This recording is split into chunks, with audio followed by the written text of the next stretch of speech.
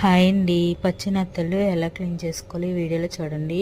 చాలామంది కత్తిపీటతో చేస్తారు. నాకు అసలు కత్తిపీట వాడడమే రాదు. మా ఇంట్లో కత్తిపీట కూడా లేదు. అయినా కత్తిరితో చాలా సింపుల్గా చేసేసుకోవచ్చు. తల తోక కట్ చేసేసి లోపల ఉన్న వేస్ట్ మొత్తం తీసేయటమే, అంతే. సింపుల్గా క్లీన్ చేసుకోవచ్చు. ఇవి రేటు కూడా చాలా తక్కువే ఉంటాయి. ఈ చేపలు మొత్తం 50 రూపాయలువే. మాకు ఇల్లమ్మట వస్తుంది ఒక ఆవిడ అమ్మటానికి, ఆవిడ దగ్గర తీసుకున్నాం.